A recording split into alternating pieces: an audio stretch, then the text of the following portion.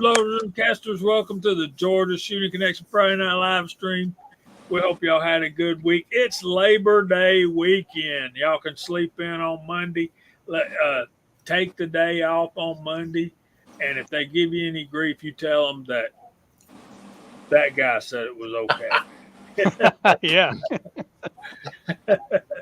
I hope y'all had a good one. CW, how's your week been, bro? Pretty good. I got out a couple times, went out to dinner, had some good times, met up with a guy I went to grade school with a long time ago. That was a good time. And I got to do some fishing today. And I got to the range once. So overall, it was a really good week. Scotsman, how was your week? Not too bad this week. The previous week was all Mondays, so this week wasn't too bad. This week was a little bit better. Apologize, didn't have a chat last Sunday. I did get a strike the previous Sunday prior to that, so wasn't able to stream or make any videos this prior week. We should have some videos coming out here pretty soon, though. Hopefully, we have some hard seltzer we have to take care of, and we're not going to use no little pussy 9mm like the guy over here. We're going to take care of that with a big boy caliber and make sure that goes boom. We also have a specific pistol light that needs to go boom too. So we'll make that happen at some point this week, hopefully. But good to be here. Good to see everyone outside chat, and looking forward to tonight's discussion because it's a pretty damn good topic in my opinion. So Hillbilly, what you got, brother? Oh man, it's been blowing up some hard seltzer, and that's about it. Just having a good time. I mean, honestly, enjoying life. Out shooting some videos and stuff like that, and getting to be here with all my friends, on the panel and side chat. What a way to start off the weekend. I just enjoy it so much and appreciate you guys letting me be here with y'all. And then of course tomorrow night we got Guns Bearing Therapy, so they always looking forward to that. Mr. Hot Pot, what have you done, buddy? How's everybody this evening? Good. Good to be here. I had a super busy week at work. I've been priming 300 blackout, and I'm working on my third 55-gallon drum of reprocessed through and primed 300 blackout, all cut down from Lake City 556. So it's been running pretty smooth. Been doing a lot of washing of it, priming of it. I'm 300 blacked out. I bet. I got one more day of it. I got Tuesday because I got Monday off. Yes, my boss is a good man. Who keeps poking me? But we got a really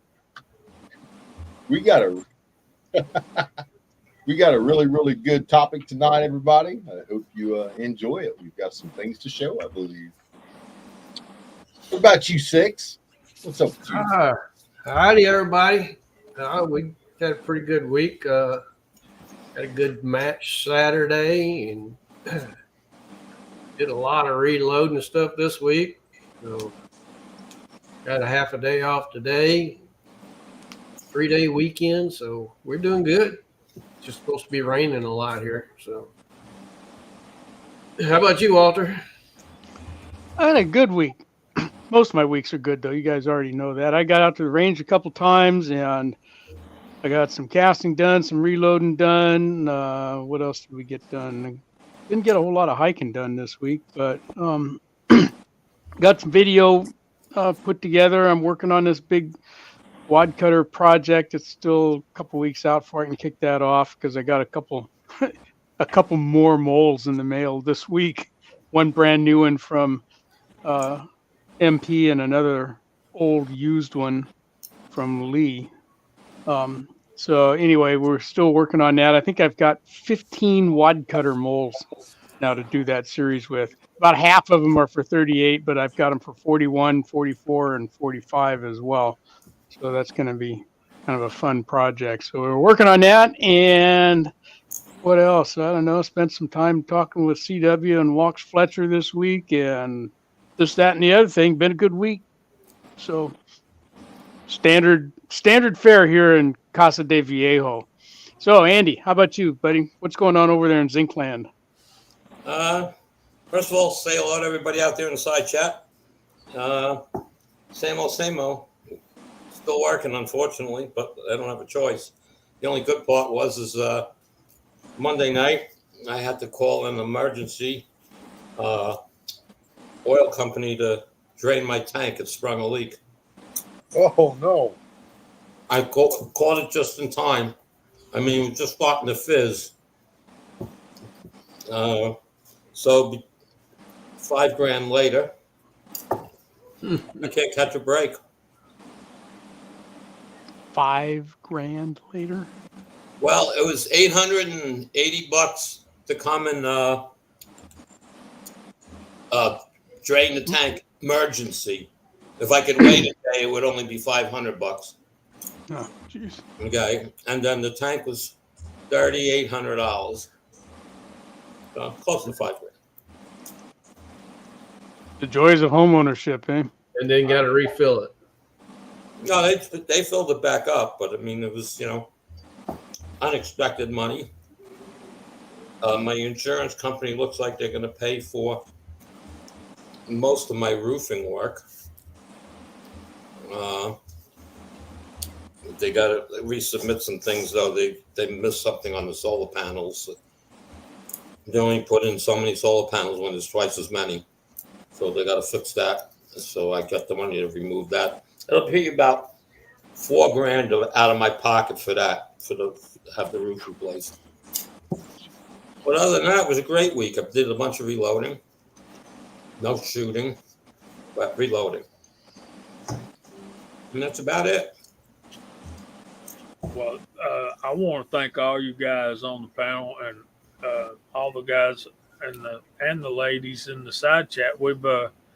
I saw Pam from customer service welcome in here, and G is me.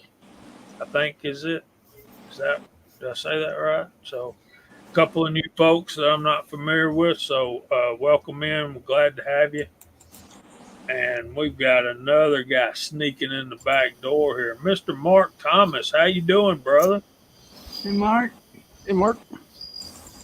Mark? I'm having a little issue for a second. I'll be right with you. All right. We'll be right here. So I had a super busy week trying to get ready. I was off today. Me and Ricky Baird went to the range and stayed out there way too long in way too much heat. And when we got back in the car to drive home, this is on a gravel parking lot in the woods under shade trees, and my thermometer said 97 degrees. So y'all know how you know how the humidity is in Georgia as well, just like it is in Texas. I mean, mine a lot of times says 117. The highest I've ever seen one is 115 when we were in Gulfport, Mississippi in 2006. After that was about a year after Katrina. We were down there working on stuff. But anyway, guys, thank all y'all for showing up, and I hope I got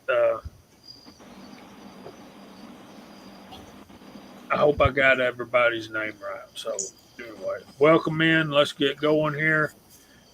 Mark, are you situated? I think so. Can you hear me good enough? Yeah, man, you're wall to wall. How was your week, bro? Oh, it was a long one. We only had 4 days, but man, going back after a couple of weeks off in the summertime, it was a tough one. I went to bed last night a little bit after 10, and I slept in till 10 this morning. Good for you. That's awesome. Yeah, I needed it. That's it. Thanks for having me. Well, thanks for being here, man. I'm of the opinion that if you can sleep that long, absolutely your body needs it. Because if it didn't, you wouldn't. You'd be up at crack of dawn. So Yeah. uh, what got me? I want to thank you guys for not just being here but liking my topic idea. Usually, I'm bouncing topic ideas off of CW and Walter and some more folks. But I think I've been doing a lot of 38 stuff, and hundreds and hundreds of them. I'm depriming and cleaning them, and so we just I noticed some things that weren't quite copacetic, and I'm like, well, this ain't just doing this reloading thing ain't the only thing we run up on oddities at, and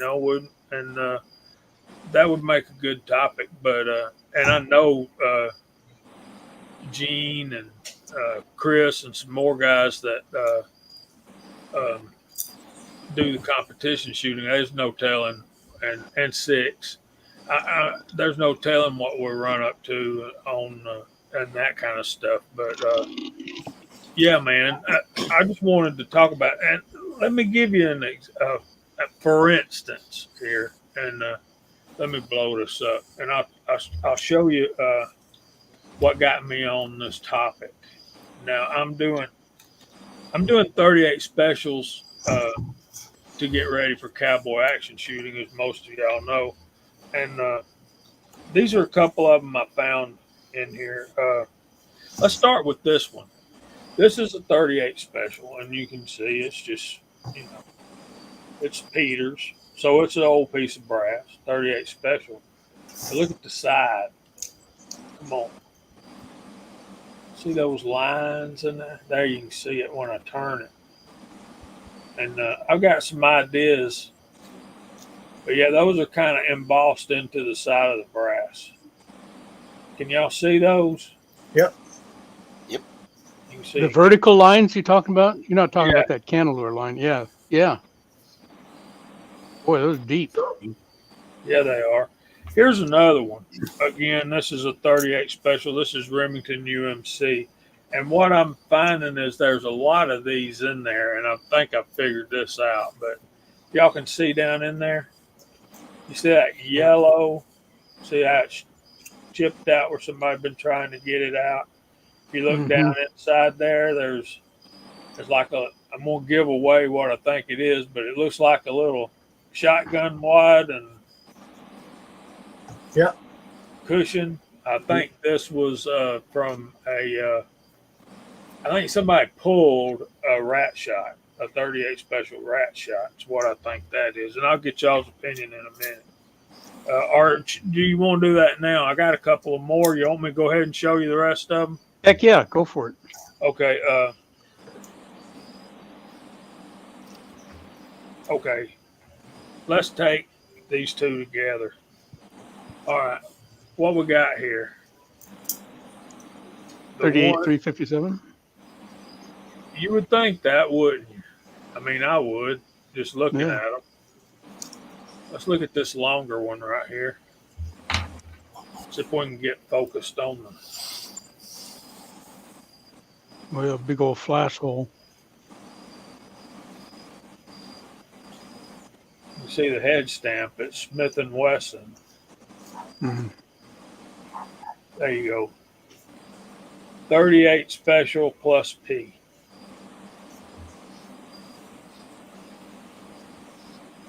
I'd say that's case stretched a little bit.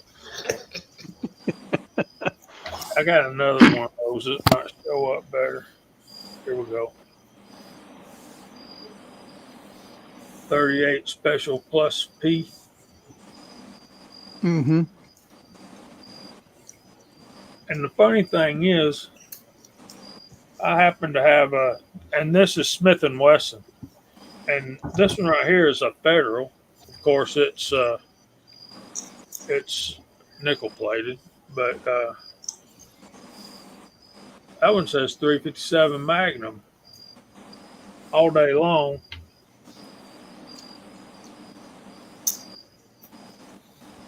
And they're Yes, exactly sir. the same length. Somebody cut it down. No, here's the 38 special. So you got 38 special, Oh, 357 Magnum, and the 38 special plus P from Smith and Wesson.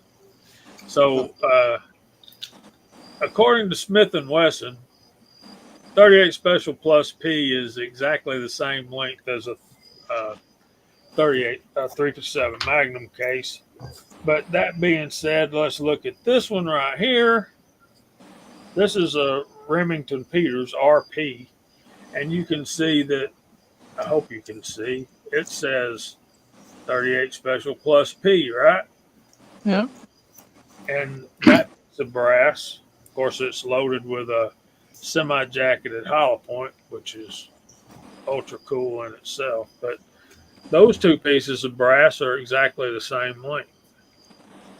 So it's a Smith and Wesson thing, apparently. But those are some of the things that I run up on, and just wanted to, talk about those and get your guys' opinion. My mouse is really crazy, so yeah, I think so too, Tommy boy.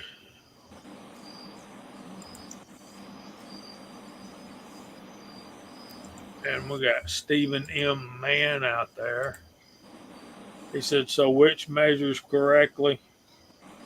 I typically don't measure handgun brass, but they're all the same.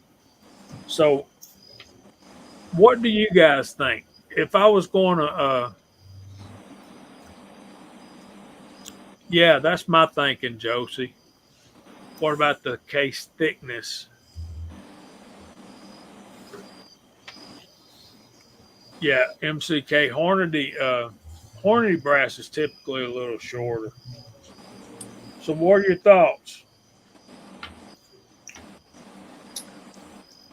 If it was me and it was a, more or less just a one-off like that, I'd probably just chuck it so that I didn't confuse myself at some later time, and say, oh, this is a 38 special when it's clearly is a 357 piece of brass. But I think I'd just end up confusing myself at some point and put that up Yeah. on my wall of shame or something and not use it.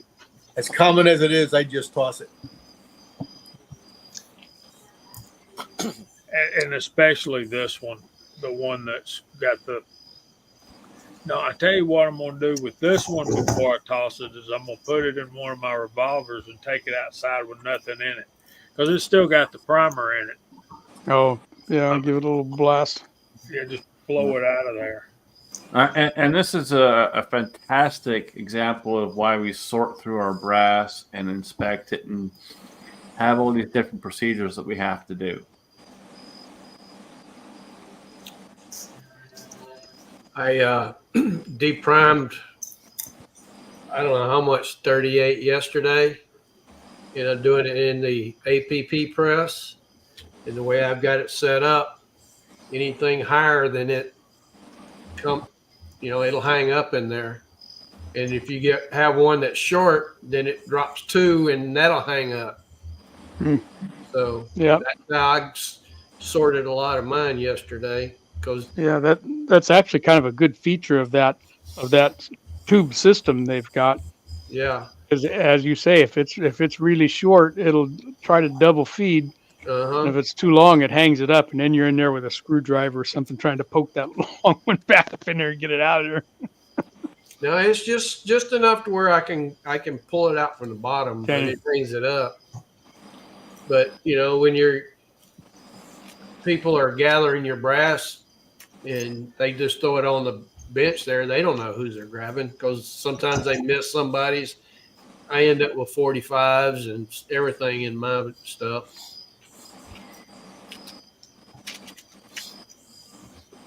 I've told y'all, I think I told this, but when you get to to the unloading table. You know, everybody's weapons are inspected to make sure they're empty before you go putting them back in your holsters or back in your cart and walking around with them, all that kind of stuff. The first match I went and I was just watching, and they insisted that I shoot. I was using my 44 special. So 10 rounds of my 44 special brass went out of my rifle. The 10 that were in my revolver were on the table. The 10 that come out of my rifle never made it to the table. So that 44 special brass, somebody that was picking it up decided they wanted it more than I did or whatever. There's Hobby's Hobo. Hey, We usually the chief get Canuck most himself. I seen Michael Signs out there too. Did you really? I missed him. Yep. Yeah, he watches over on the Rumble side. So we want to welcome everybody over on the Rumble side. Yeah, I was going to say hi to Josie Wales in the side chat, and I think he must be over on Hillbilly's channel. So, hi, Josie. Oh,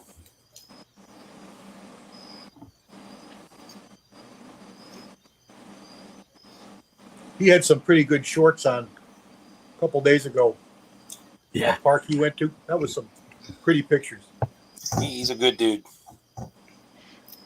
he posed a question there. I don't know if we want to address that, but he said an open question for the panel: how do you all start reloading, and with what press? That's actually a pretty good question for folks that are thinking about getting into reloading. So maybe at some point we can kind of come back to that.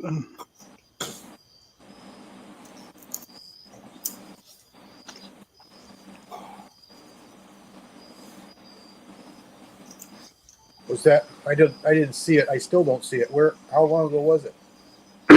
It was up there quite a ways back. Let's see, up before Hobby's Hobo said a quick stop before dinner. And there it is right there.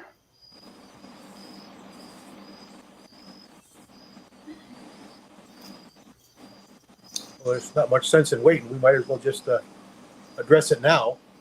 Sure. I started in the mid 70s.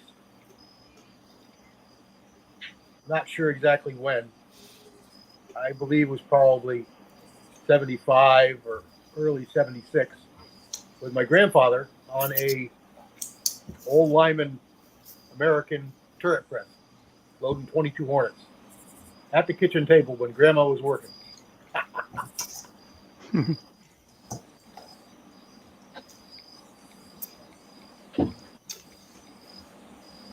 There's walks.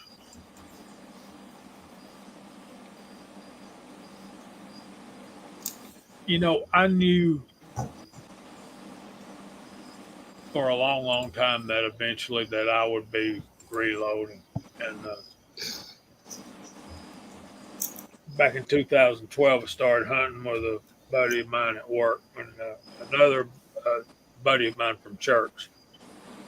And another friend of mine, we were going to the range, and we had another friend from church who owned a gun store. And I'm like, if you're out that way, and he called me up and he told me that he was there. And I said, well, grab me a box of 35 Remingtons and I'll pay you when you get here. Now, this is 2012, y'all. And I'd been saving my brass like forever. Well, we got to the range and he handed me the box, and it was $33.95 for 20 rounds of 35 Remington in 2012. Wow. Yeah. And that's when I decided, that threw me over the edge. And I thought, you know, at that kind of money, it ain't going to take me long to pay for a press. So that's when I started. Was right then and there. Start buying up powder and primers and all that. So for me it was like Rock Chucker Jr. I want to say 73 or some 72, 73. And my first piece of brass that I loaded was 3030. The first cartridge I reloaded was 30-06, and my first press was the Lyman Classic. I meant the Lee Classic Cast Turret Press. Cool. So for me, I started back in the industry in 2011. Some of you guys know that, some of you may not, but I started back in 2011 in the industry, and I quickly kind of figured out that I should probably be reloading, but didn't. And then it wasn't until late 2014, early 2015 when I started making videos. I believe it was 2016 when I came across C-Max, and then C-Max got sick, and that's kind of what started all the different fundraisers and all the stuff we've done over the years. But C-Max turned around me, and we had many conversations over the phone, and one of the first ones we had was, "Why ain't you reloading yet?" And I'm like, "Well, I don't know." He's like, "Well, you should be." Okay, tell me what I need. So we started talking back and forth, and I went out and I bought a Lee Classic turret, and that was what I started with. I had lots of issues with it, back and forth. Finally figured out the rod was off, got the rod fixed, got that set up, and that thing ran like a champ for quite some time. And then we upgraded back and forth from there, and then finally a couple years later we ended up going to Big Blue, and we ain't ever looked back. But yeah, it's definitely a process, and I would say if you're hesitant on the line of it, just jump in and do it. Just jump in and do it. You're always going to have that hesitation whenever you pull the trigger on the first round you loaded, but really nothing to be afraid of. Just get out and do it. Have fun with it. Enjoy it. As long as you pay attention, you'll be fine. I started back pretty close to about the same time that CW did, maybe a year or two later in the kind of the late 70s. At the time I was working for the sheriff department, and my backup weapon was my Smith & Wesson Model 29, which I still have, and some of you guys have probably seen me shoot it on video here and there. And you could carry, our standard issue was Smith & Wesson Model 39 underpowered 7-round, you know what, it was a lousy weapon. Anyway, but you could carry as your backup whatever you could qualify with. And so living out in the country, a lot of our calls were Angus Bull versus Honda Civic or something, and a bull needed to be put down, and you weren't going to get any of that stuff done with the 9mm. So I carried that Model 29. Well, you had to supply your own ammo for your backup weapon. Also, the department wasn't going to do it, and it was an hour each way to get to the nearest gun shop for me that had 44 mag ammo. So that's why I started to reload. And the first press was a Texan, similar to an RCBS. In fact, it used the same priming system as the RCBS. And then shortly after that, I started casting. And so my first mold was for that 44 also, a good old Lyman 429, 421 single cavity mold. And I had a Lyman cast iron pot and a dipper. And so that's how I got started in the whole thing way back then.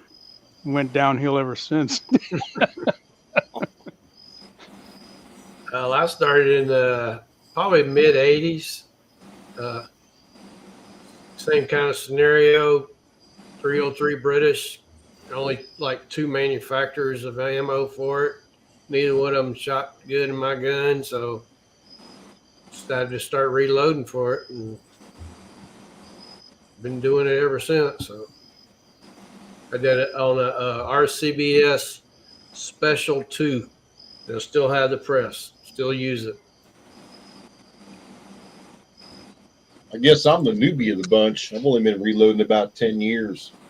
And I got back into firearms and I was shooting a lot. And like a couple of the comments out there, I realized that, shooting 50 or 100 rounds at the range just wasn't enough.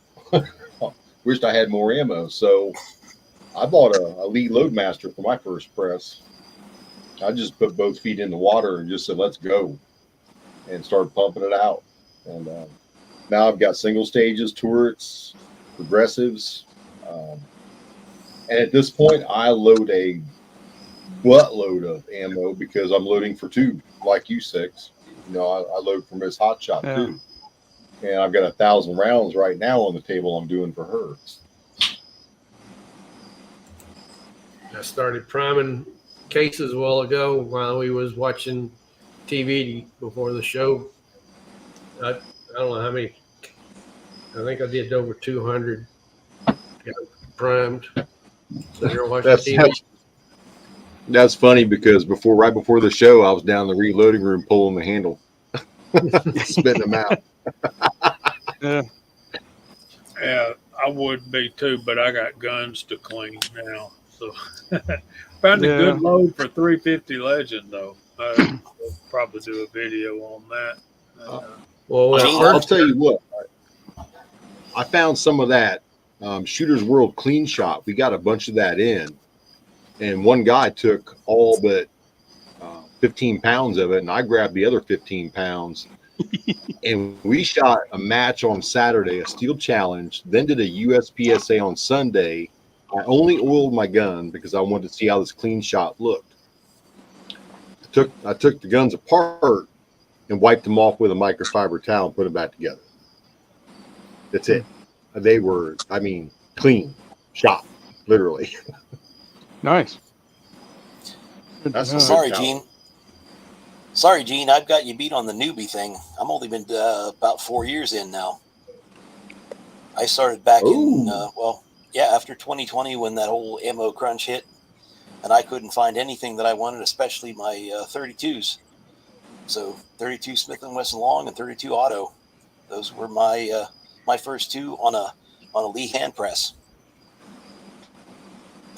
On a hand press? Yep. Man, you went from the beginning route. Yeah. We have someone else on the panel who is probably the newest and probably still hasn't cranked the handle yet. But we have the one, the only Hillbilly.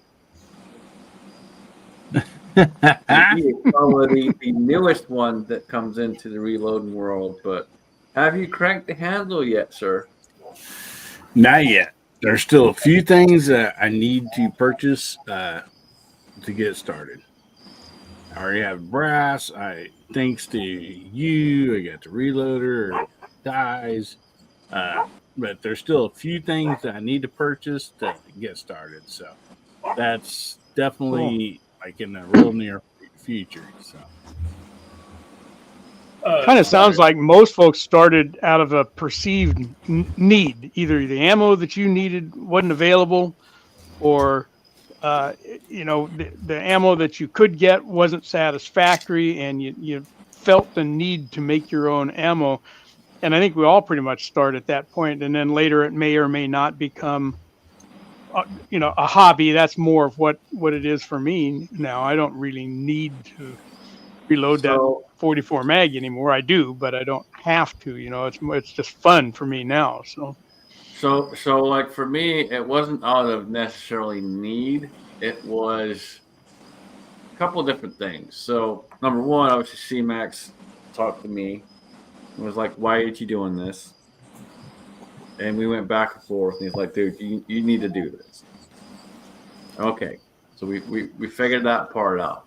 And as I started doing it, I started shooting more. And then I started realizing, okay, well, now I'm shooting more. Now I really need to do this because now I'm shooting a whole lot more because I'm doing my own stuff.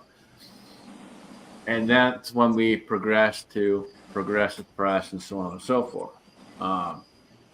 But wasn't necessarily out of need, but the thing of it is, and this is why 95% of us do this, is we do it because we're customizing it to the firearm itself. And it's part of the discussion we're having tonight, because there are a lot of things that come into play when you get into this realm. You're going to run into things that maybe this round will work in one gun, but it ain't going to work in that gun, and so on and so forth. And you'll find different things, niches here and there, left, right, and center. All this stuff is going to matter. And it could be the slightest little thing. It could be the case length is just a little too much. The overall length is just a little too much. Little things will make that big difference. So you just got to play around with it. You got to pay attention to what the load data says. Have multiple resources to look at. Double check the ones online. Everyone has, as far as powder manufacturers and stuff like that, they all have their own stuff online too. You can always reference them. Reach out, ask any one of us. We'll try to help you the best we can. But always refer to and have multiple sources of what you're looking at when you go to actually do something. You don't want to just go off of one source. You got to have multiple sources. All right, we need to call out the side chat. We're 7 minutes late from that, but Scotsman, hold that thought, because something you said in there I want to come back to. And about this comment, so Walter, you got to come up with something for us to type in. I got something in mind. Let's see if you can read my mind. But Yeah, probably not, but I was going to say press. That's exactly what I had in mind. So there it goes. Timothy Burkett wants to know if any of us have on the panel has patches, and we'll address this more fully after we call out the side chat. But I have a whole sack full. and therefore, rifle, pistol, and shotgun. And no, but seriously, Timothy, we do have got stickers. Most of us have stickers, and if any of y'all want some JH586 stickers, I also have magnets, and I actually have buttons, all from Sticker Mule. So if you want them, just email me, and I'll put my email address up in a few minutes when we're talking about something else that we need to cover tonight. So all you guys are off the page, but don't fear. The up arrow don't work, but I have a mouse. And so obviously Walter is first. He's on the panel. We got Viejo on the panel and in the side chat, as well as Andy79Z28, as well as 6-shooter Texan. See what I did there? I messed them up. As well as reloading from the hot pot. There's Alaska 1 Andy, Walks Fletcher, Duffer 426, James Pugh, Bama Dad. What's going on, brother? We got Paul Lloyd out there, Boomstick Mark 5. Daniel God is my judge. That's redundant. Tommy Boy, Edward Petty, New Tex I Can, Mr. Pollard's out there, Dwayne 7834, Ozzy Orsborn, Tim S. I had burritos and an enchilada for supper. No tacos for me, brother. We got Scotsman again. We got Ron 2A Matters, Bobby Barlow, Papa's Place, Mr. Pollard again. Tactical Rabbit 308, Kyle says pull. Mark Thomas, also on the panel. Fluffy 10mm Jeep guy. We got Fuzz T48 out there. Glenn Davis. And I think that's there's Patriot Paul and Tactical Fuds out there. Artac and Daughters. And Andre D'Angelo's out there. Savage Lee is out there. Tim S. Pressure. I know. So when you're trying to go out the door and it don't want to open, you should probably pull instead of press, right? Okay. Thank all y'all for being here. And unless you're at a sliding door, Jamie. I think. Yeah, Jamie, I think that's a pooch. You don't pull it. You don't pull it. You push it. Okay. Jamie, can I address something real quick? Yes, sir. There, a few people asked, "Hey, what do you need?" You know, and I kind of put it out there the best I could, but I mean, people's been so good to me. I don't need like really anybody to give me anything else because some of the just basic stuff I've got to buy on my own, you know, and so I really appreciate the everybody being so kind and all that, but you know, I just got to go ahead and get the scales, the deprimer, just stuff like that, brass cleaner, and you know, and then like when I get ready, I'll have to talk to some of you guys and like, okay, now I've been told and suggested to 38 would be a great place to start, and so like I need to like, okay, what kind of powder and what kind of primers do I need, and so as I get to that spot, I'll reach out and ask, all of you guys, and so and then just go from there. But everybody's been so kind and everything, and I just I couldn't possibly ask for anything else. I mean, I've just got to get some of this stuff done, which I would like not to take up time now because I'm sure there's probably a lot of different opinions, but I need to get a brass cleaner. So like what brand, and what's the best to use in it. And so like I'm still at the starting stage. It's just people like Michael Dunn, got me the hand shotgun loader, and that was awesome. And then Scotsman got me the press. So like, I mean, you guys have been so kind, and I'm just so thankful. Well, and one thing to note, and for folks out there watching, one thing to note, if you're looking to get into this, reach out to any one of us. We'll help you the best we can.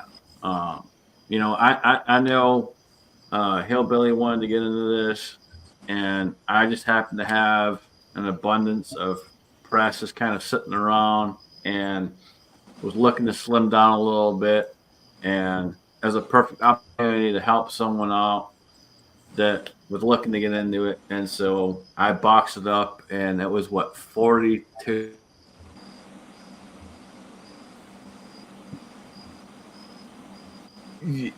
Yeah, it was like dang near 50 pounds. And that was about 4 weeks before your back started hurting. So I almost think, I mean, if that had something to do with it. Hey, we've got a sighting out there. We Yep. do. Let's get it done. On 3, 2, 1. Hey! Mario. I don't see Let's Mario. come get 'em. No. He's there. He's out there. Battle Bean, his own self, has graced us with his presence one more time. Good to see you, Mario. Let me Good give to you see you, some Battle advice, Hillbilly, and I don't. I know it's unsolicited, but when it comes to brass cleaners, I'm using the Frankfurt Arsenal rotary tumbler, the wet tumbler, light, the small one. You can get those for about $100. Now I started with the Harbor Freight one with the 2 black tubs on it, and I built took a 4-inch piece of PVC tube and built a bigger canister for that, and that thing works. It rotates at a slower speed, but it'll do what you need it to do. But for the price difference, I would go with the Frankfurt Arsenal all day long, because that Harbor Freight one's going to cost you now probably about $70 to $80. Yeah. And I bought mine for like $50 when I bought it. way back in the Yep. day. Amazon has it on sale every once in a while. I don't even think I paid. I know I didn't pay 60. I want to say it was 50, $54 on sale. For the Harbor Freight one. No, the Frankfurt Arsenal. The mini one? Yeah, I- probably that must have been I the still little, use the that little one. I Harbor haven't been able to make Freight one. myself like. You fixed yours, CW, so that it would work right. They don't circulate the brass as well unless you put something in them to, move them a little bit. The big one's more expensive, but I've had that one since they first came out with it. Me Never a too. hiccup. Man, that thing works great. I love the large one, but I bought a small one. I I have did both too. too. And the small one, what I did was get a piece of like a plexiglass rod or some type of like 1/4 inch diameter plastic rod, and I epoxy 2 of them into the small one so it tumbles the brass a lot more. Yeah. Works great. But I use that one, and only CW knows. He always wonders how I get the coloration of my zinc. That's the one I use. I put stones in it that I use in a machine shop for taking the bars off of stuff. I throw my zinc bullets in that with just a touch of dawn. And if you throw in a touch of lemon shine, it makes them look almost like lead. Interesting. And I also have that Frankfurt Arsenal media separator. It's just Yep, basically me too. a 3-gallon bucket with holes cut in and the like grooves cut in it, and you put the basket in there, put it together, and it's made more for the for dry media, but it works just as well with the other ones. Oh, with the pins, yeah, any of those tumblers work. I have And RCBS, and then I think I got I'm not sure what brand the other one is, a red one, but I got it free when I bought something else. Yeah, I'll be firing up my Frankfurt tumbler in the morning. I got to do it too. I was out loading today and started running out of brass, loading 9mm. Go, holy cow! I wanted to load up about 500 rounds. I got up to about 450 and ran out of brass. That son of a gun. Now I got to go tumble tomorrow. But oh well. So It's like doing laundry, though, right? The machine's doing all the work. It's not like we're sitting there hand cranking an ice cream machine, right? So I've done it a couple different ways. I've done it with the Sonic cleaner, and then I've done it with the Frankfurt Arsenal. And the Frankfurt Arsenal, for me, seems to work a lot better when it comes to brass. Sonic cleaners are fantastic. Trust me, I have a pretty decent sized one, same as Jamie does. And it works fantastic for gun parts. But as far as brass cleaning, I stick with the Frankfurt Arsenal. I have the full size Frankfurt Arsenal. I got it a few years back on, I don't remember if it was a Labor Day deal or Black Friday deal or something like that. I got it on one of those deals, and I got it for a stupid price. And it's awesome, and it works fantastic. And you can get probably close to about 1,000 9mm in there without any issues. You can fill that sucker up pretty dang good, and it'll run all day long. So, well, I thought about taking Cooter's suggestion, but he just said cut down a 5-gallon bucket, dump a brass in there with some kitty litter, and add a little Gojo hand cleaner, and put it on the foot massager, and you're good to go. So, I don't really know. I don't believe him though. I've got a Harbor Freight vibratory tumbler, and I use that with some that additive, the polisher, and that works pretty well sometimes. And I tried something a couple weeks ago just for fun. I had one of those really big Prego spaghetti sauce containers. They got 2 kind of grippy handles in them. So I cleaned that out really good, and I put a couple 100 rounds of 223 and 9mm in it, warm water, put a cap full of lemon shine in it, and I threw it in the back of the Jeep. There's a big flat area back there. I had a couple hours worth of errands to run, and I just laid it back there. So every time I hit the brakes, it would roll forward and backward. And Cool. couple hours later, I took it home. I dumped it out. That brass was as shiny as could be. It worked great. That's great.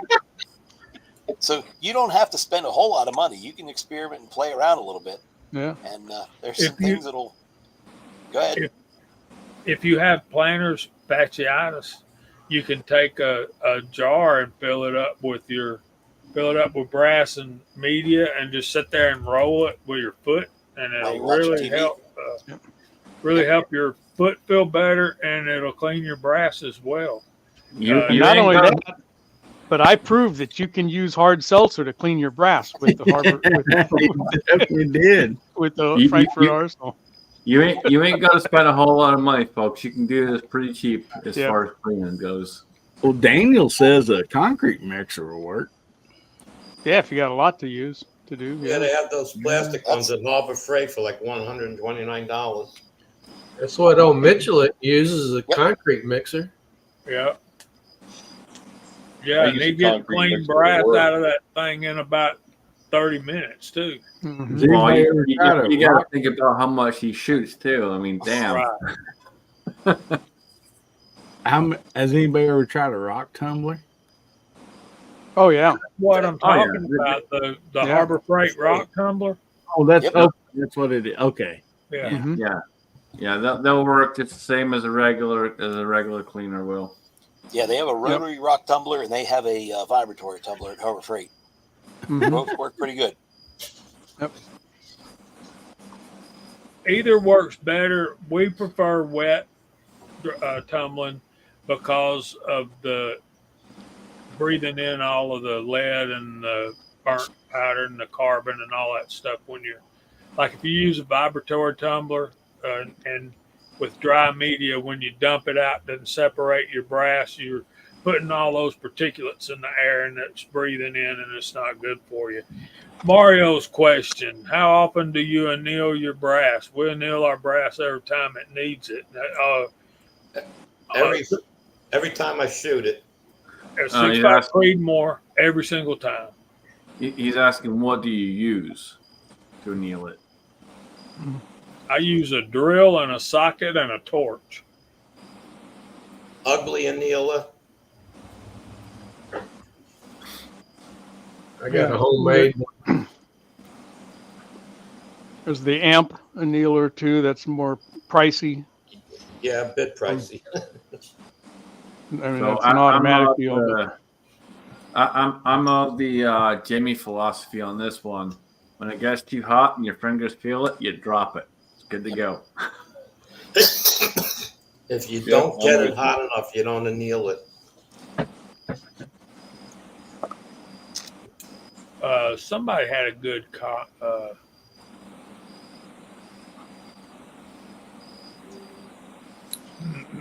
yeah, there's a good comment. And Papa's Place.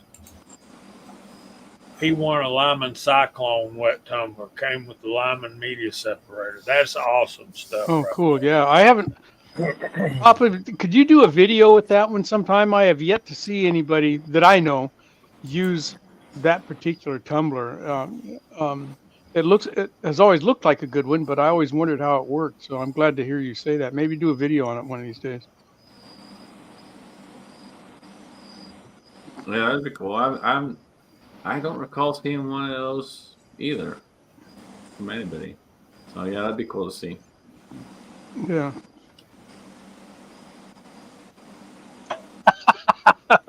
Mount for a rocking chair. Yeah, that's even better. Just sit here and rock back and forth with your with your iced tea or whatever out on the veranda and clean your brass at the same time.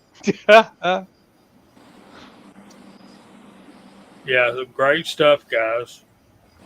Good stuff. Good questions. Good. Yes, sir. So all right, so I'll throw one out there since we're in this discussion of cleaning. How many of you actually use Lemmy Shine? And one thing to note for folks that do use Lemmy Shine, or if you're out there and you consider using Lemmy Shine, don't use a lot of it. You only need a little bit. You put too much in there, you're gonna tarnish it up. It's gonna look horrible. You're not gonna be happy, and you're gonna be pissed off real freaking quick. Yeah, and don't let it sit in your tumbler for a long Yep. period of time before you get it out and rinse that stuff off. It's acid, and it'll etch away the zinc brass. and the brass, and leave you with a copper pink looking brass. If your brass turns peachy colored, you've either got it in there too long or you've got too much Let me shine. Yeah. The So water keep- that I have here is so hard and so heavy in minerals that I feel like I almost have to use Let Me Shine. You don't have to use that brand. It's just citric acid. You can go to the hobby stores and they use it in the candle making hobby. You get it just dog cheap. You can get enough, 5 lifetime supply for $5. Yeah, I there you use go. That much. about a quarter of a teaspoon in my little one, and I use about a half a Yep. teaspoon in my big tumbler. But it depends on how much brass. If I've got Yep. a lot of brass, I'll use a little bit more. But if it's Exactly. just an average load, that's I about. don't even use that much. I mean, they're Yeah. literally just a pinch. This is a 0.5 cc, and Yeah. I put 1 scoop of that into that the small Harbor Freight Frankfurt Mhm. Arsenal one. Yeah. And what I it does use is it helps keep the mineral deposits from collecting on your brass. That's about all that it really does. It dissolves the hard minerals that are in your water. If you got real soft water already, probably don't need to use it at all. But it does help shine the cases, do it with and without, and there is a difference. Yeah, there is a difference. There is. Let's Josie Wells got a good question. My answer is yes. For And water, I- yes. For dry, Yes. no. Yep. For my I tend to purposes, I deprime don't. right after I get I- back from the range. I take my brass, deprime it right then, put it into the container of dirty brass. When that Yep. container gets full enough to run a load, then I've got deprimed brass, throw it in the tumbler and go. And now my primer pockets come out clean too. Yep. So, If you and if you deprime before you dry tumble, you're going to have to deprime again. Yep. Because you're going to have little bitty flecks of the material, or you could have in your the flash flash holes. holes. And unless you want Yep. to check every single one, you're going to have to go through and deprime them anyway to clear that hole out. So Yep. just Absolutely clean your agree. primer pockets separately if you're going to dry tumble, and deprime them before wet tumbling, and it'll clean out your primer pockets for you. Mhm. I tumbled twice. I deprime, I tumble, I resize, and I lube all my cases. I don't care what it is. And then I throw them back in the tumbler with the Let Me Shine at that time. And so no pins at that point. The pins are only in the first stage. Okay, the second time I don't use the pins. And usually if there's any pins still stuck in the case, they come out the second time. And and then I make them they're nice and shiny, and they go in the box ready to load. That's a good point, Andy. I don't even use pins unless I've got really dirty brass. Mhm. I find I just don't need it. But if it's really dirty, it does help a lot. Well, I went away from the pins and used the chips now, the stainless steel chips. And at first I thought, I don't know if you guys have seen them. They're pretty small. And I thought, well, those might get stuck in the flash holes too, but they don't. I had more issues with pins. Pins will tend to span a bottleneck like in a 223, and they'll bridge in there and get stuck. And, you're going to reload and you hear something rattling and you go, oh, God, dang, there's another pin in there. The chips don't seem to do that. And with the spinner, the media spinner, all of those chips come out pretty good for me. I've never had much of anything left behind. I do one final step before I put mine out to dry. I take them out of the tumbler, run them through the media spinner. That's a wet spinner. It's you put it into and it's the Frankfurt Arsenal one. The tub is full of water. The basket goes in there. You spin it. I spin it 25 times one way, 25 times the other. Bring it out, drain it, rinse it off. I got to use distilled water to do a quick rinse because the water is so hard here. I still got to get rid of some of that minerals. But then I lay out a big bath towel, dump that brass out on the towel, and roll it up in the towel like a big burrito, and then shake it back and forth like this a whole bunch of times. And if there's any media left, it falls out onto the towel, pick it up with my magnet, but that gets out the rest of the water that's held up in the flash holes and everything too. Then it goes out in the California sun to dry. yeah, And that takes just 30 seconds extra time, but that's the way I do it. I dump the tumbler out with the pins into a 5-gallon bucket, and I start running some medium warm water, not cold, not hot, and I stir it by hand. I dump out until the water comes out clean, and usually most of the pins are now out of the brass. And then I put them in the spinner, but with no water in the spinner, and I spin them and it gets a lot of the water out, and it then always got a couple of more pins. But I've never actually had a pin in any brass, 223 or any other brass, that when I went to continue to work with resizing whatever I was going to do, that I ever found a pin in it. So it's, So I think it's all how much you rinse it and, handle it, more and more pins come out. Yeah. So And then Josie asked, how long does it take to dry? If it's for me, if it's a sunny day, it's dry, and I put it out on a big tray, put it in the sun, and gets to the point where it'll get so hot that you can't touch it, even on like only a 75-degree day here. It doesn't take much time at all, 20, 30 minutes, and it's dry enough. If it's rainy, foggy, cruddy, and it's not going to dry outside, then you get yourself a food dehydrator. And you can buy them as brass dryers, but even those, Frankfurt, Arsenal, Lyman, they all make them. They call them brass dryers, but it's just a food dehydrator. You go get one on Craigslist or off of eBay or at the thrift store or something like that, and stick them in that for a while, and they'll dry in Black 45 minutes. Decker made a very large toaster oven. I don't know if they were like $65. And what I do is I use like lasagna pans, so I can fit 2 of those stacked on top of each other. So if I'm really doing a lot of brass, because I have more than one tumbler, so I may be running 2 or 3 tumblers, and I just throw them in there. I put it on about 140 degrees, 20 minutes to a half hour. They're dry. So the whole topic of deep prime or not deep prime before cleaning is always a controversial topic.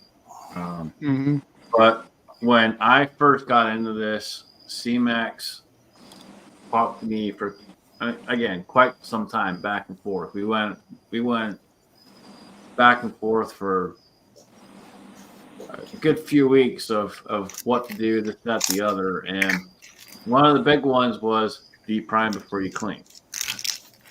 Yep. And there's a lot of controversial with that as far as, well, it's only 9mm, you don't need to do that, and so on and so forth. Well, to a certain degree, technically, maybe you don't need to, but what is wrong with taking the extra step? There's absolutely nothing wrong with taking that extra step. And so for me, I would rather do that, because the way I do it is I'll go through and I do all my reloading stages anyway. And usually I'll go ahead and I'll deep prime 500 or 1,000 rounds or whatever it may be in a day. And then that's one stage. And then I'll go ahead and do another stage and so on and so forth. I don't run everything all in one day. I do it all in the stages. So it's not a big deal when you do it like that. As far as drying time and stuff like that, I use the Frankfurt Arsenal dryer. Yes, it's basically like a food dehydrator. I usually put it on 110 and about 30 minutes, and it's damn near freaking bone dry. It don't take long. Throw them on a towel, pat them down, good to go. Yeah, it's important that you're not doing that with your sizing deep primer dye. You need to do it with a universal deep priming dye, or else you'll use that, and then later when you're sizing your brass, it comes out looking like that mess right there. So yeah, you don't want that. You don't want to mess up. So. You use a universal and go ahead and change that damn pin up before you even start, because that pin is crap that comes with it. So go ahead and change it up before you start, and you'll be better off. So it's time for what hot pot got, I think. You ready over there, Gene? Yes, sir. All right, let me get here situated.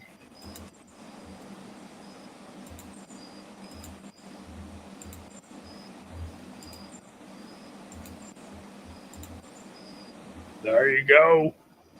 It's time for What's Hot Pot Got?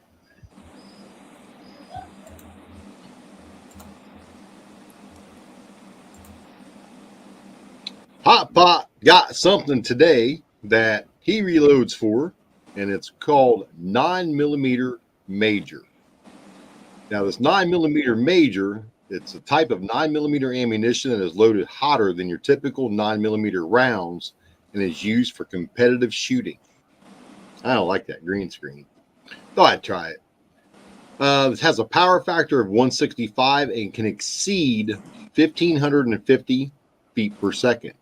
This particular round I'm holding chronos at 1650 feet per second with an overall length of 1.140 and uses a target hollow point.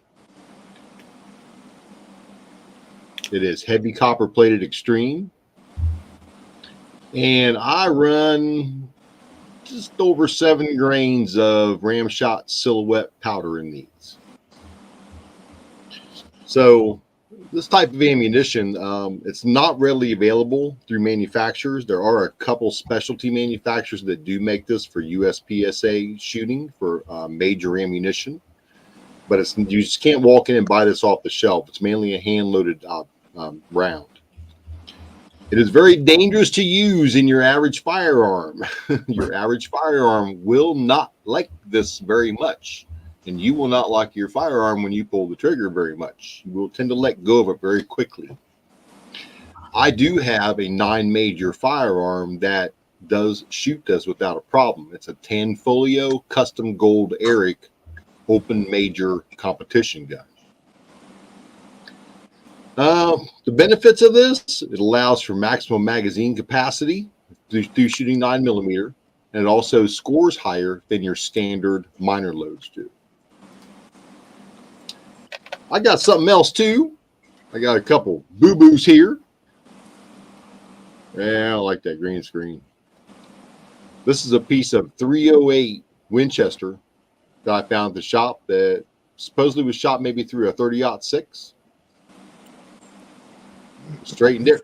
It was bad. It got straightened right out. Then I found this piece of 9mm. I don't know what happened to this one, but that is messed up. Dang. That pancake around the bottom of it? Yes, it is. Isn't that messed up, isn't it? I'm still trying to figure out how that happened. Yeah. I have no clue. None. I think it was ran through a sizing die with something already in the die. Paul Loud says 9 and a quarter. Well, I don't know, but let's try and get that to focus in. Yeah, say it every week, man. This camera just does not like me. But I find all kinds of stuff like this at the shop. I find all kinds of brass blown out where it shouldn't look like that. These are just two pieces that I've kept and I just had on my reloading bench. I like that piece of 9, that little, we'll call it the muffin top 9. Yeah. I think I know her. I think I've met her a few times in my life too. But that tonight is what's hot pot got. Thank you, Gene. Very nice, Gene. Thank you, sir. Yeah, and that 308 thing is just a thought about shooting it out of 30-06. But now I'm going to have to measure and see. I just inquiring minds want to know. I'll bring it with me. I got a couple of them, Jamie. I'll bring it with me and give it to you. Cool, man. Down there in Talent. We were supposed to address something that Scotsman pointed out, that not all loads are going to shoot the same in every single gun. And so earlier I told you that I had gone to the range today with Mr. Ricky Baird, and we took not one, but two Marlin 336 chambered and 35 to the range with us today. And I took some factory loads, 150 grain, and they shot pretty good. And I shot some of my hunting loads out of my gun, and they were like that at 50 yards, like they always were and always will be, I hope. But I shot them out of your rifle, Gene, and guess what? What? They don't shoot well out of your gun. So I was hoping to give you an edge and get you onto a good load. Sorry, buddy, it ain't gonna work for you. You're gonna have to dig in and do it yourself. And that one of the reasons I want to bring that out is to do with the topic tonight. You know, both of these guns are Marlins.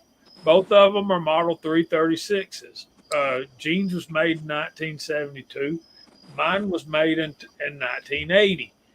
Gene's is infinitely a prettier gun than mine.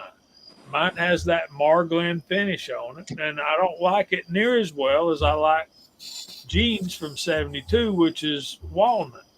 But I will say this, my load shoots in my rifle. So, you know, they're both, you would look at them and say, as far as the inner workings of the guns, they're exactly the same. But what my gun likes, Gene doesn't. They're the same make and model, but the same load doesn't shoot well in every single.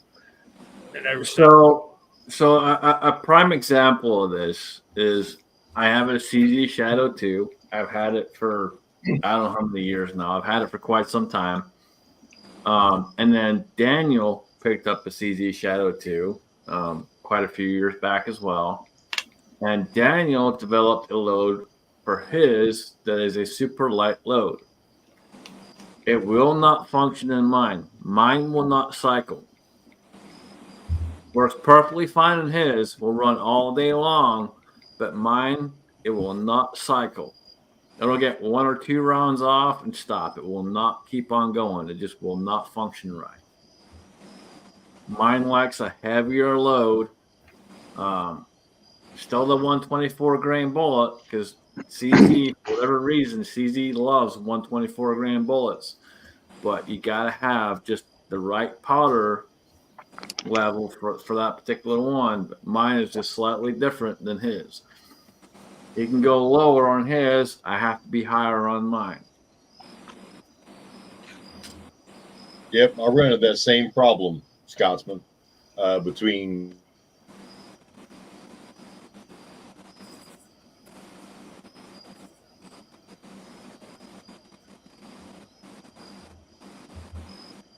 We got Alaskan Ballistics is out there too. Welcome, brother. Not only him, but we had Ozark Spirit was over there, and Preacher's Day Off was over there as well. So Looks like Hot Pot froze on us. Yep. yeah, and he try it again, Gene. You're alive. You're moving again now. what?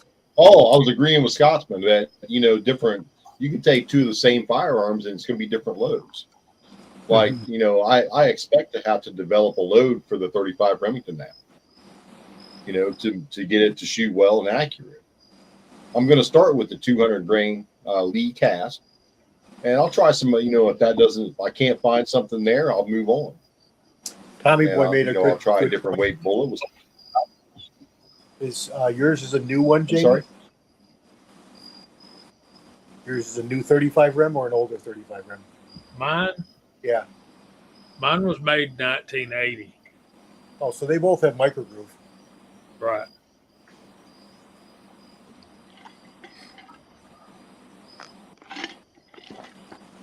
So Tommy Boy was out there saying change the springs. Dude, I don't need to change anything. It's not there's no issue with my firearm. It's just, again, we're just pointing out things that happen when you reload.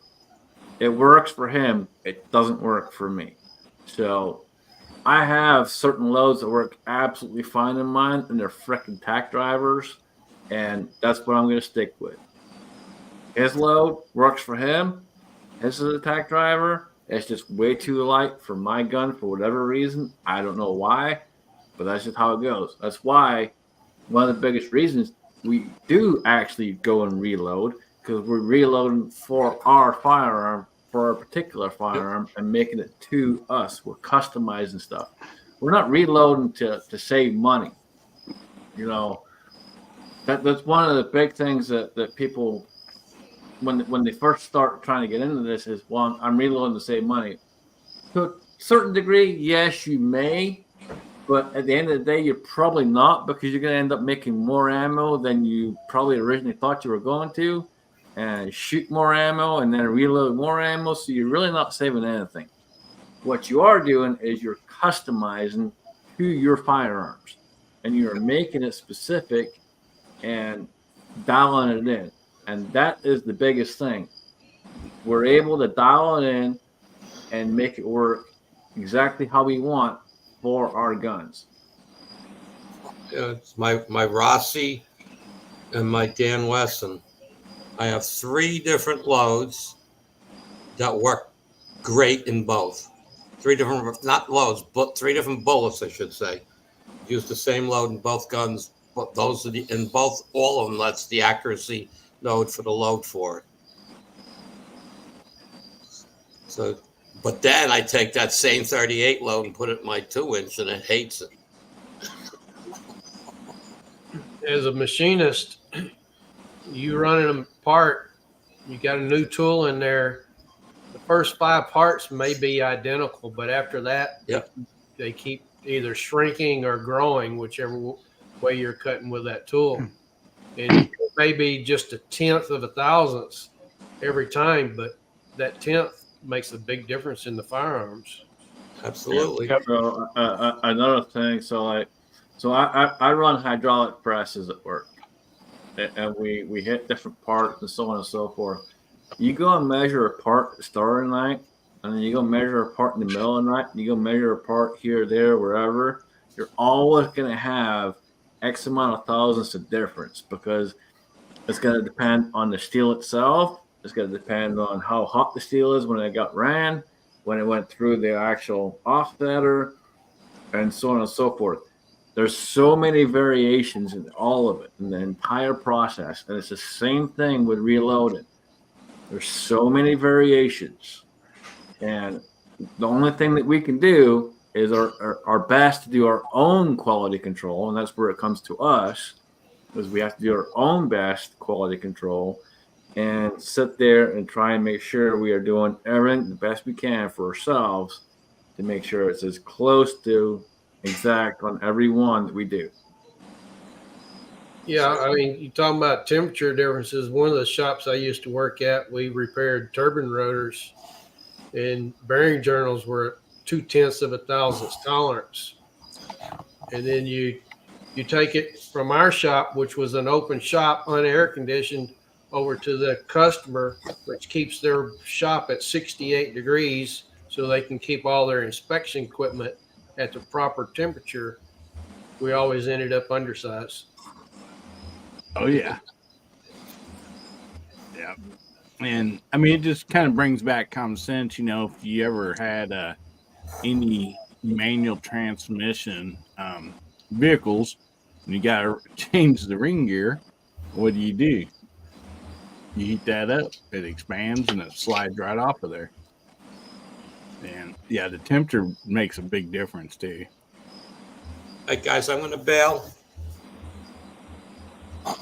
Everybody have a great weekend. We'll see you soon. Okay, Andy. You All too, right, Andy. Good night. Andy, thank you for being here, buddy. And, We'll see you, and, Andy. your box is on the way, but I don't think they want to carry the weight. It got stalled. It was supposed to be at his house Wednesday. That was the original track. I said Wednesday. Went to Thursday. Then it went to today. It says not out for delivery yet. So, anyway, have a great weekend, everybody. Maybe see you tomorrow night. You too, Andy. Good night. Night. Andy. Temperature will make a huge difference, guys. Doesn't matter what it is you're running. Hell, so our plant, for example, that I'm in, it could be 70 degrees one night, 85 degrees the next, and because of that 15-degree change, I have to change the height of the press to make the part this particular size because of that heat change. And you wouldn't think it would affect how the press makes that part, but it will. It will absolutely affect it. Yeah. And also, Jamie, before we get too far on, while we have several people on here watching, and awesome, man. We got so many people on here watching the show. That's awesome. You want to talk about round 2, Andy? Absolutely, should. brother. Thanks for reminding me about that. Yeah. Scotsman, just close your ears for a little bit, walk away. Yeah, we started round 2 last weekend, and we're halfway through, and fellas, we just don't have a lot of entries, and we haven't raised a whole lot of money, but I understand that because you just gave yourself ragged on round 1. But I would respectfully just remind y'all of the video is over on Rumble, and there's some really nice, really nice prizes. And Hillbilly, could you put up a link to that to our Rumble video, please? You bet you, brother. If you can find it, and let me do this. If you are interested in giving or making a donation and getting entries in please email me or Hillbilly, and we'll send you the directions on how to give. Another thing that's been brought to my attention again by Hillbilly, and I want to thank him for that, is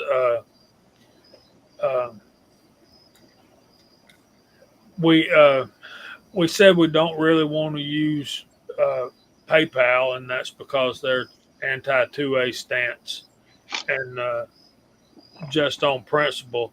If PayPal is the only way you have to give or that you want to, then by all means get in touch with us. We both have PayPal. We can do that. No problem at all. So we have 2 prizes that we can't tell you about at all, and you really need to see this video. So let me say this, folks. Just so you guys have an update of what's going on. Next doctor appointment is this Tuesday. But as of right now, it is herniated disc, 2 bulge discs, a bone fragment, and a whole bunch of nerve issues. And more than likely, we're looking at surgery. We'll find out Tuesday for sure exactly as to what the doctor wants to do. But the MRI was put off there to let him figure out exactly where he needs to go, do whatever he needs to do. So more than likely, we're probably looking at surgery, which means I'm going to be out of work for at least 6 weeks or so is the estimate. But again, I'll let you guys know as soon as I know. I'll get a video posted. There was no video this past week because of the strike from YouTube and their BS policies, and they called something that wasn't there, so that's on them, but whatever. But I appreciate it, folks. More than you know. You guys have really been helping. I never asked for it, never wanted it. Hillbilly knows I did not want this. He knows I'm pissed at him. He knows I'm pissed at Cooter. You get over it, brother. But it's appreciated. You guys have literally helped me pay my medical bills. You've helped take care of some other things around the house, and it's beyond appreciated. So I cannot thank you guys enough. And if you haven't checked out that video, please go do so, because trust me, you guys are going to want in on what it is, because it's pretty freaking awesome. If I could do it myself, I would too. Trust me, I would. It's pretty freaking awesome. Yeah. So we got a new prize today. Real quick, Jamie, can you pin that link at the top for everybody? I can't pin it myself, so that way it'll be at the top of the chat and people can go click on it later on. And guys, if you go over to that link, there's nothing on there that says how much you're supposed to contribute or anything like that. You know, if you can kick in just a couple bucks, do it. You know, I did. I'm existing out here in California where everything costs 4 times what it costs in your state on a single school teacher's retirement. And I kicked in on that one as well as the other one. So if I can do it, you can do it. So get over there and throw a few bucks in. We see the prize, you're going to want to. Trust me. I'm going to tell you all right now, though, just so you're all aware, there will be no more hard seltzers. None. Period. None. Exactly. The last time we did this, I swear, I suffered. And I'm not kidding you. I suffered and almost puked for 2 days straight. Not happening again, folks. Not happening again. I totally agree. It was bad.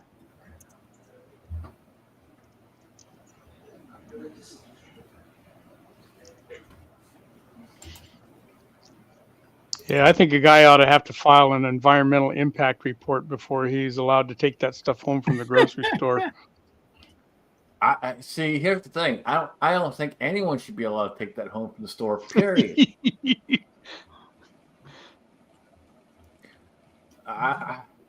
You know, here the FDA exists, and the FDA only approves things that have side effects.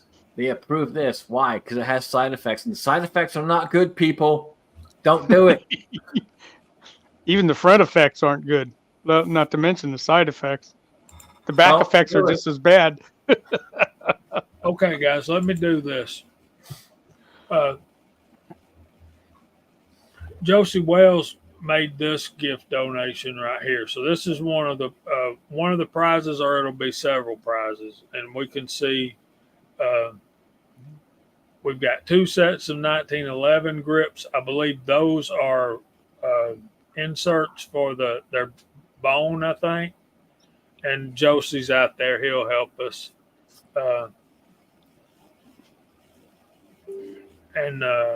Let's see, we got to hurry up here. I think the top 2 right there are the black ones are Colt Single Action Army grips, but I'm not sure. I don't know what those beautiful walnut ones fit, but or the layered ones there either. But we'll figure it out, and we'll let y'all know. And it's time for our verse of the week, and I want to show some more prizes too, if I can.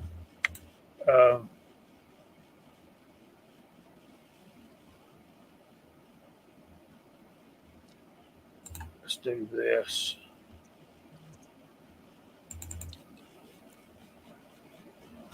Okay, this is one. It's not the picture I wanted, but okay, let's do this one. Present.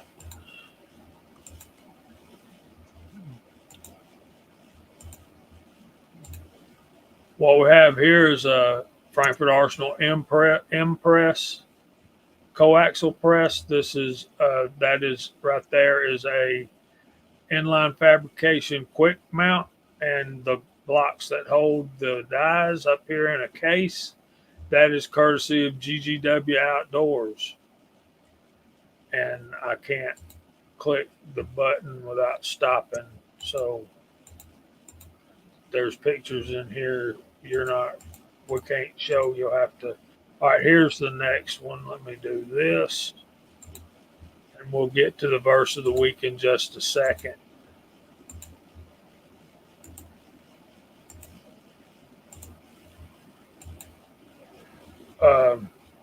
From Odd Tide donated this Nikon M223 rifle scope and the cantilever mount that goes with it, and that's an awful nice prize. Nikon makes some great glass, guys, or they used to. That's a vintage scope. That is very, very, very nice prize. So that's just a few. We've got, like I said, 2 more that we probably shouldn't show and won't show on YouTube. But that's where we're at. All right. Any other questions or comments? So Hillbilly says he'll cut his hair in a mullet. I would tell you all I'd cut my hair in a mullet, but I ain't got none. Yeah. So where are we at right now as far as we've got 12 people entered, and we have 12 people, and I think there's 30, 35, 40 maybe entries. Yeah, roughly 35 entries out of 12 people. So the odds are really good, guys. There's well, you've seen all those pistol grips, and then not counting the other giveaways. Right now, if we were to do it right now, everybody would win, I imagine. So right now we have 24 entries. Oh, we're good. So tell us again, how do we enter into the round 2?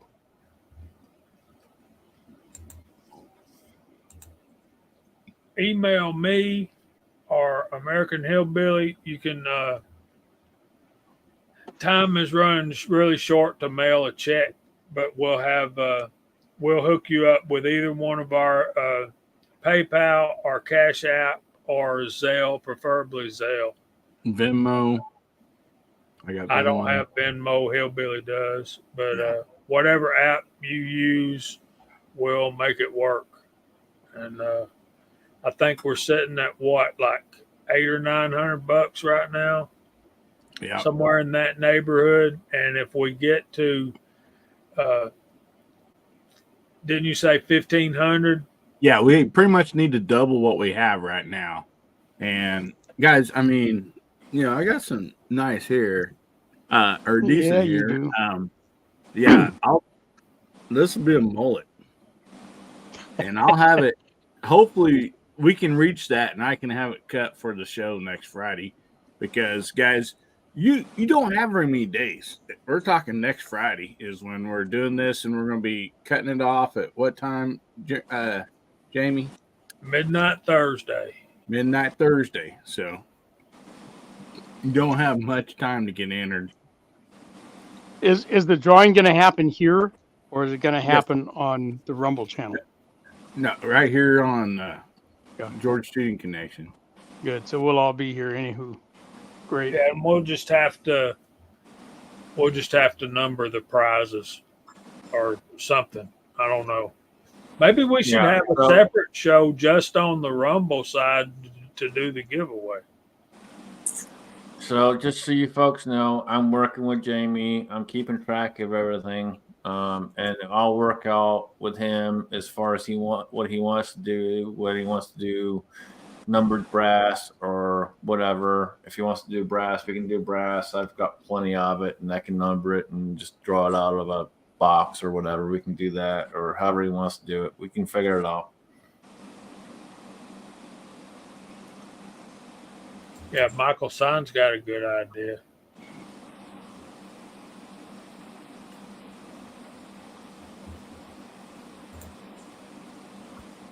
He'll better do a blowout. Sales better. I pity the fool. All right, let's get on to the verse of the week, and we're going to have to hurry. And I don't know that I can hurry through this particular verse of the week because we finished the Sermon on the Mount last week. And this is just one of my favorite verses.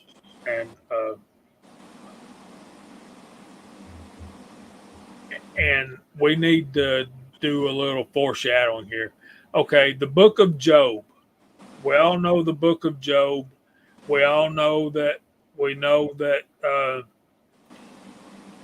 the devil pretty much dares God to let him strike his faithful servant Job.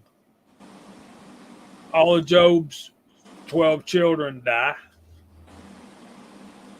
And then he gets sick. And then he's just going through a horrible, horrible, horrible time.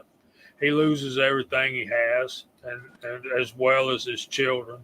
Well, he loses all of his stuff first. He loses all of his cattle, so forth and so on. But in the midst of this tragedy, and then he gets sick, he has boils on his skin, and he's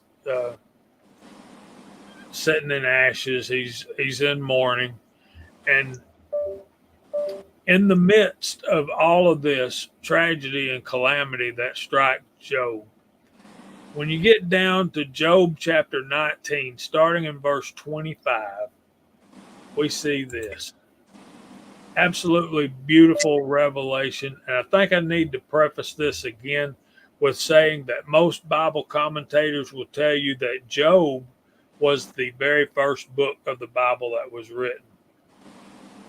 For Job 19:25 says, "For I know that my Redeemer lives, and he shall stand at last on the earth. And after my skin is destroyed, this I know, that in my flesh I shall see God." Verse 27, "Whom I shall see for myself, and my eyes shall behold, and not another, how my heart yearns within me." So we need to take a look at a couple of these concepts, and I could go on these three verses right here for over an hour, easy. I mean, this is rich stuff in the midst of what's going on here. And they even wrote that song, "I Know That My Redeemer Lives." There's a song about that. So the concept of the Redeemer, the Hebrew word there is goel, Goel, goel, and it has two concepts attached to it. One is a redeemer who, in the legal sense, like say me and Mark are cousins and are brothers, and somebody kills Mark, then my job as his redeemer is to hunt down the dirty, rotten, stinking, sour dog that killed him, and my job is to kill him. And it ain't about revenge; it's about justice. It's totally not revenge. It's about doing what's right in God's eyes.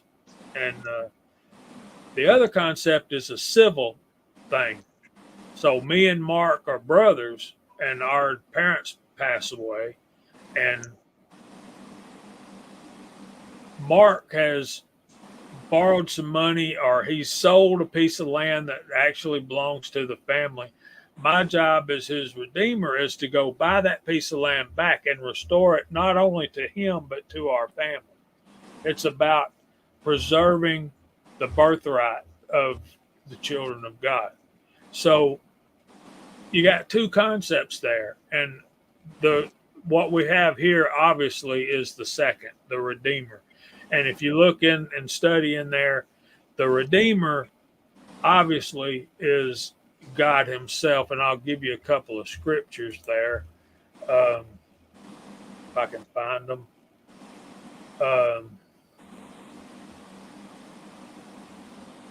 Genesis 48:16 and Isaiah 59:20. And if the places where God is called Goel in the Old Testament be examined, it will be found that either all or most of them may be, and some of them must be, understood of God the Son or of Christ, as Genesis 48:16 and Isaiah 59:20. That's from a commentator named Poole. So, but in the midst of this, and being that this is the probably the first book of the Bible that was written, what we're seeing here is the first concept of the resurrection, period. Not only does Job know that his body will be corrupted, it will rot, it will decay, but he also knows that in that resurrection, that in my flesh I shall see God. And that's a beautiful thing to think of when you put yourself in the position of what Job is going through, to have that kind of tragedy and that kind of weight on yourself, on your person. And then you sit there and you say, I know my Redeemer lives. I know that he will set foot on this planet. And then to say, although my skin is destroyed, in my flesh I shall see my God. I will see my God. And then in verse 27, I shall see him for myself, and my eyes shall behold. His skin is going to be corrupted. His eyeballs are going to be the first thing to go. But with my eyes I shall behold him and not another. How my heart yearns within me. Amen. Right. Yeah. Amen. I'm Yeah, getting and excited you can here, just y'all. you can just Amen, brother. you can hear it. He's just he's saying, I feel it here. I feel it here. My heart's throbbing, as all of ours did when we saw some, when we were teenagers. We didn't know what our heart was throbbing for, but Job did. And I'm glad you picked on Job this time. Well, I shouldn't say picked on, but that you selected Job. I haven't read Job in a long time. And one of the things that I remember, and I'm going to have to go read the whole book again now, but later on somewhere, 3 or 4 chapters ahead, you start getting a feel of who Job is. And Job doesn't pull any punches. Job will tell you, he says, you shut up, you listen to me. Somewhere he says, you shut up and listen to me, because it's here. It's right here. Here's where it is. You shut the heck up and listen to what I got to tell you. It's one of these moves, and so he draws himself up and stands up and says, this is how it's going to be, boys. And, I appreciate that. And if I'm not mistaken, please, if I am, somebody please correct me, but when he was saying this, he's sitting around a couple of his buddies, 3. just like we are right now. And they're telling him, give up, Job. I mean, what in the world are you doing, bro? Look at you. You've lost everything. Well, not just that, Billy. It's like they're telling him God is good, God is righteous, God is just. All of this stuff wouldn't be happening to you if you didn't have unrepented sin in your life. I mean, that just reeks of that blue-haired, big bun lady sitting on the second row in my church every Sunday morning. Let's pass judgment on everybody we can. Yes, sir. Oh, brother. Wouldn't it be something to take a book like this and rewrite it in today's lingo, and and put 4 guys around a campfire someplace out in the middle of no place because the power was gone everywhere, and all of the stuff had happened, and that would be tremendous if we could do that. Yeah. But, All right, so let's get a vote. Let's get a vote out in the side chat. Let's rewrite this in today's world with everyone on the panel. Who do you want? Who do you want on the panel to rewrite this? oh boy! Make your choice. Come on, side chat. Let us know. Jamie, That would be fun. Yeah, it would have to be Jamie. It'd have to be Job for sure. Yeah, I mean, But, the reason I brought that up, fellas, just think if you're sitting around a few of your buddies and they're telling you that you did wrong. You're at fault for all this. right. And I mean, think about it. With your own good, best buddies around you, we're telling you this, and you still would not give up faith. You're Right. like, no, Yeah. no. Yeah. Well, and he's saying, yeah, I know. I know I'm not perfect, but here's what I know is going to happen, and here's why I know it. And the rest of you guys need to be quiet and listen to what I'm telling you because Talking I've about got the peer word and it's pressure. right here. Yep. Total peer pressure right there. Yeah. Yeah. Isn't it amazing how this stuff that was written thousands of years ago still can be dovetailed right into today like it belonged here. Son of a gun, like it belonged here. Well, just look at the, and I know we don't do politics on here, but just look at the election. Look at how everything was always pushed one way versus the other. Yes, sir. And it's just another prime example. It's that they push one thing, they don't push everything. They don't let you make your choice. They're trying to make you make your choice. Yeah.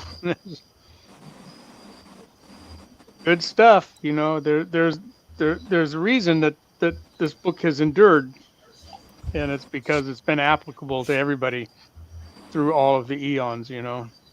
I think anyway. I don't think there's ever been a generation that has not been able to relate what's in there. Even though it was. Absolutely. I mean, We've all been through hard times. think Mhm. about all the books that's been written throughout the history of the world. And which book is still, Yeah. number one bestseller? And Yeah. Which book one floats is to the not? top? Yep. I mean, come on. It's football season, y'all. Okay, before we start going through the room, I got a couple of things to share with y'all about sales that are going on this weekend.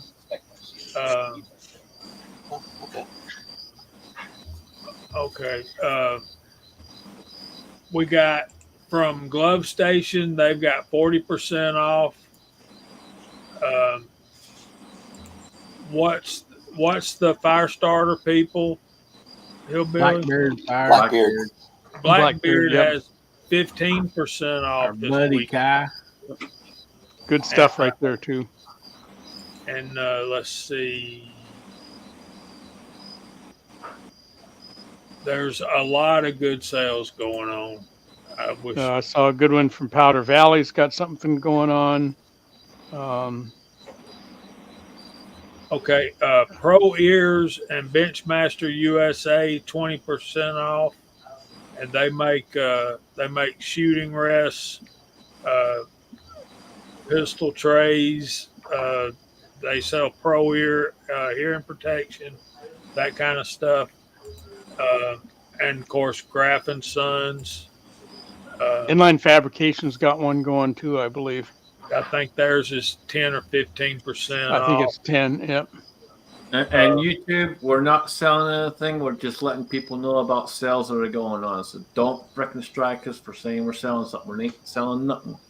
We're just letting people know about sales. Right. We don't sell anything on here. We might share a good deal from time to time. And that's all we're doing right now. So big game tomorrow. Let's start going through the room. Hillbilly, we'll let you go first because you got to go help Gary. And what else are we missing? Oh man. Now, the only thing I can really tell everybody is Jamie pinned up there at the top the link to Rumble, and go check that out, guys. I know times are rough for people, but I'm telling you, as of right now, the odds are really good. And not only that, uh, you're helping out a brother, and I can, honestly say, if you don't know anything about this yet, please click that link, go check it out on Rumble, and there was some extra stuff added Jamie showed tonight, and so, um, please go do that. And for me, we got Guns, Beer, and Therapy tomorrow night, 9 o'clock Central, 10 o'clock Eastern. If you ain't done nothing, come by and visit us. We just kind of like to have a good time over there, and so come join us. I want to thank you all so much. I noticed this one was out. Uh, No, it doesn't work. Might be able to fix it, but I don't know about night.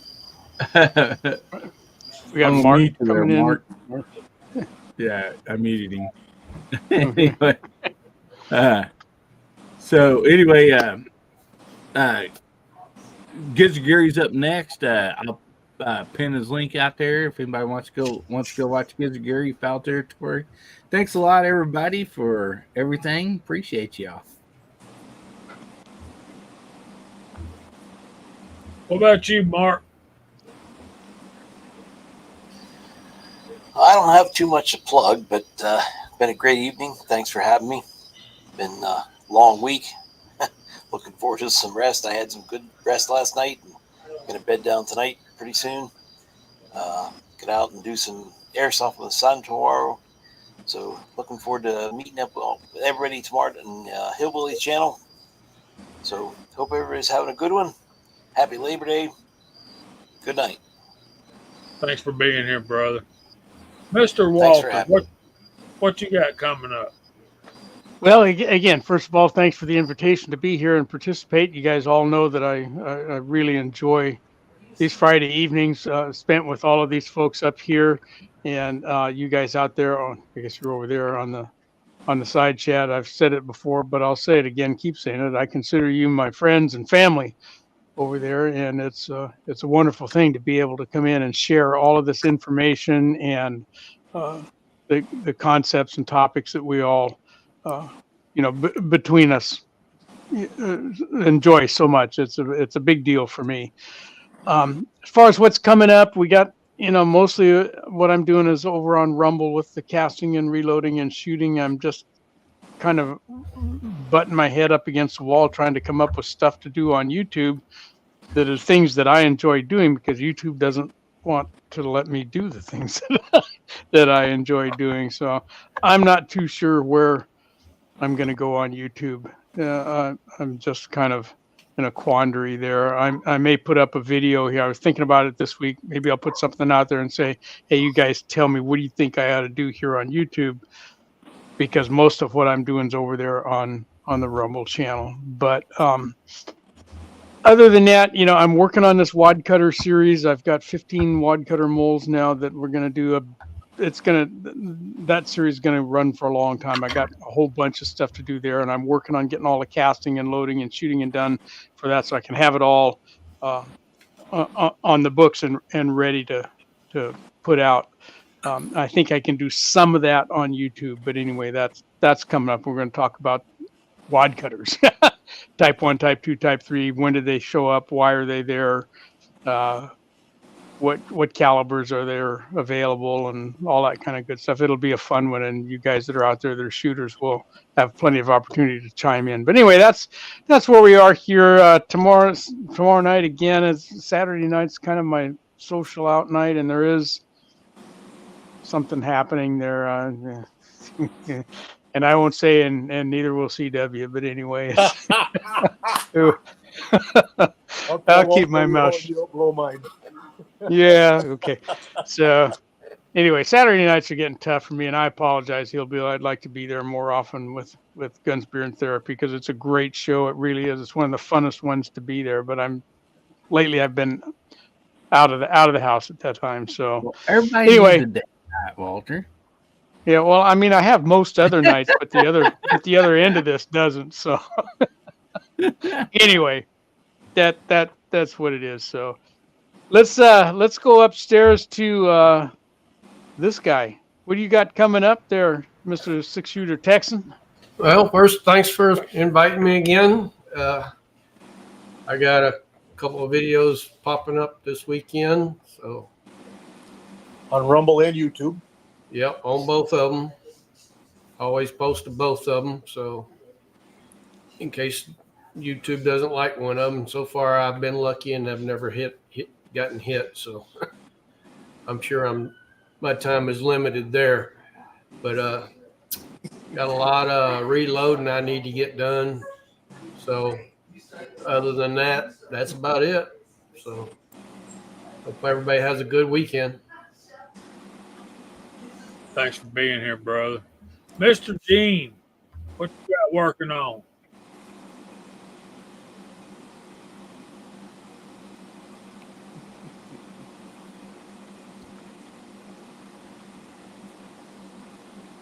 I said no one's done the hillbilly tonight, so I thought I'd be the one to break it in. Very nice. Good one. recovery, Hey, sir. thanks for having me on. Thanks for having me on. Man, you all's my family. I love being on here with you. I greatly appreciate it.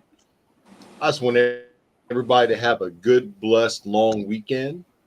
I got to do a little work tomorrow, but other than that, I'm free to play and do whatever I want. So just always remember it's only once around the ride. So always remember to keep blowing the smoke. You betcha, buddy. Scotsman.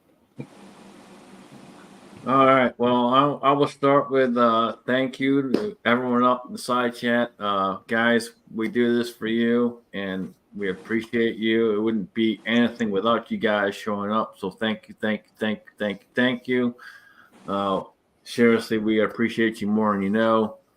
I consider you all my family and my friends, and it is a huge thing to me, and especially with what's going on now. You guys have all been stepping up to the plate, left, right, and center with Hillbilly, Gene. If you guys haven't gone over and checked out Gene's giveaway, Gene's got one going on too.